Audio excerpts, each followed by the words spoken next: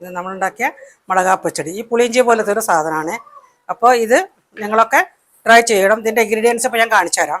എന്നിട്ട് അത് കഴിഞ്ഞിട്ട് നിങ്ങൾ ഇത് ഉണ്ടാക്കി നോക്കിയിട്ട് ചെയ്യണം. പുളിയിഞ്ചിയുടെ തന്നെ പോലത്തെ ഒരു സാധനമാണ് ഇതിന് മുളകാ പച്ചടി എന്നാണ് പറയുക. അപ്പോൾ ഇതാണ് ഇതിൻ്റെ തിക്നെസ്സൊക്കെ ഇതൊക്കെ ഇതാണ്. അപ്പോൾ അത് നിങ്ങളൊന്ന് ട്രൈ ചെയ്യണം. ഞാൻ കാണിക്കാട്ടപ്പോൾ ഞങ്ങളുടെ നാട്ടിൽ മുളകാ പച്ചടി എന്ന് പറയും. ഇഞ്ചിപ്പുളി പുളിയിഞ്ചി ഇതൊക്കെ പറയില്ലേ, പിന്നെ മുളകാ പച്ചടിയുടെ ഇൻഗ്രീഡിയൻസ് ആണ് ഈ കാണിക്കുന്നത് കേട്ടോ. അപ്പോൾ അതിൽ ആദ്യം നമ്മൾ ഈ കുറച്ച് പിഴുപുളി ഉണ്ടല്ലോ, നമ്മൾ മീനിലും സാമ്പാർ പുളി, അത് നമ്മൾ കുതിർത്തിയെടുത്തതാണത്. ആ കുതിർത്തിയെടുത്തത് ഞാൻ നേരത്തെ ഇത്തിരി പിഴിഞ്ഞ് അരിച്ചു വെച്ചിട്ടുണ്ട്. അത് നമ്മളിതിലേക്ക് മിക്സ് ആക്കുകയാണ്. ഈ നമ്മൾ ചട്ടിയിലാണ് പ്രിപ്പയർ ചെയ്ത് പുളിയല്ലേ, അപ്പോൾ അത് നമ്മൾ ഇതിലേക്ക് മിക്സ് ആക്കി.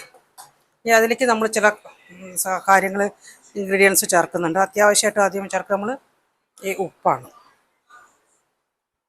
അത് കഴിഞ്ഞ് നമ്മളതിലേക്ക് അല്പം മഞ്ഞൾപ്പൊടി ചേർക്കുന്നു. അത് കഴിഞ്ഞ് നമ്മൾ അല്പം അധികം ചേർക്കുന്നതിലൊക്കെ കുറച്ചേ ചേർക്കുള്ളൂ. ഇതൊക്കെ ഒരു മധുരത്തിൻ്റെ ടേസ്റ്റ് അധികം വരും. മുളകാ പച്ചടി എന്ന് പറഞ്ഞാൽ പച്ചമുളക് കീറിയിട്ടാണ് നമ്മൾ ഉണ്ടാക്കുക. അതുകൊണ്ടാണ് ഈ മുളകാ പച്ചടി എന്ന് പറയുന്നത്. അതിപ്പോൾ അത് ഇതിലിട്ടു. അതിലേക്ക് നമ്മൾ അല്പം ശർക്കരയും കൂടിയും ചേർക്കും.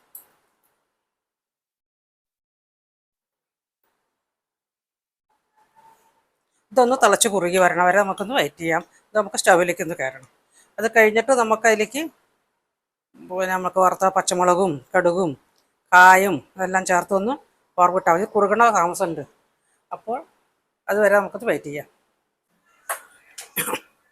സ്റ്റൗ കത്തിച്ചിട്ട് ഈ പുളി ഇഞ്ചി തറലി മുളകാ പച്ചടി ഞങ്ങൾ ഇഞ്ചി ചേർക്കില്ല, അതിന് പകരം പച്ചമുളക് കീറി ഇടുക ചെയ്യാം കേട്ടോ. അപ്പോൾ ഇതൊന്ന് വെന്ത് കുറുകി വരണവരെ വെയിറ്റ് ചെയ്യാം. ഞാൻ ഇടയ്ക്കൊന്ന് ഇളക്കി കൊടുത്തിരുന്നു. ഇത് ഇഞ്ചിപ്പുളി നല്ല കുറുകി വന്നിട്ടുണ്ട്. ഇതിലേക്ക് നമ്മൾ ഈ ഇഞ്ചിപ്പുളി എന്ന് പറയുന്നുണ്ട്, പക്ഷെ നമ്മൾ അതിലേക്ക് ആദ്യമായിട്ട് അധികം ചേർക്കുന്നത് പച്ചമുളകാണെന്ന് മാത്രമേ. ഞങ്ങൾ ഇഞ്ചി ചേർക്കുന്നില്ല കേട്ടോ. അല്ല, നമുക്ക് വറവിടാനാണ്. അപ്പോൾ ഇതായതിൻ്റെ ശേഷം ഇതൊക്കെ എടുത്തതാണ്. നമ്മൾ സ്റ്റവ് ഓഫ് ചെയ്തു.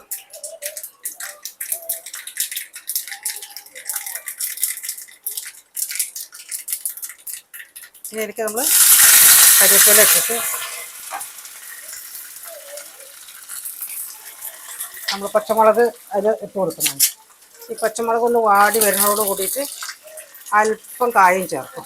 എന്നിട്ട് നമ്മുടെ അടുപ്പത്തിരിക്കുന്ന ഈ പുളിയുടെ കൂടെ ഈ മിക്സിൻ്റെ കൂടെ ഇരുന്നിട്ട് അതൊന്ന് വാടി വരും ഈ പച്ചമുളക്. ഈ ഒരു പച്ചമണം മാറുമ്പോൾ ഇതിലേക്ക് നമ്മളിങ്ങനെ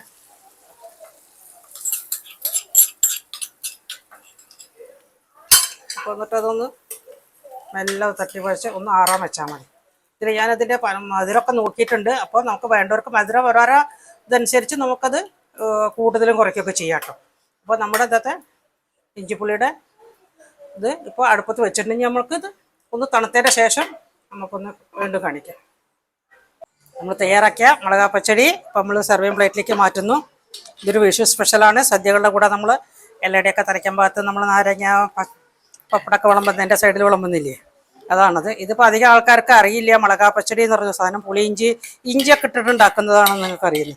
അപ്പോൾ ഇത് ഞങ്ങളുടെ മലപ്പുറം ഭാഗം എടപ്പാൾ തുപ്രംകോട് വഴിക്കാൻ വരുന്ന അവർക്ക് ഉണ്ടാക്കുന്നതാണ് മുളകാ പച്ചടി എന്നാണ് അതിന് പറയുന്നത്. അപ്പോൾ ഇതിൻ്റെ ഇൻഗ്രീഡിയൻസ് ഒക്കെ ഞാൻ കാണിച്ചതല്ലേ, അപ്പോൾ നിങ്ങളത് ട്രൈ ചെയ്യണം.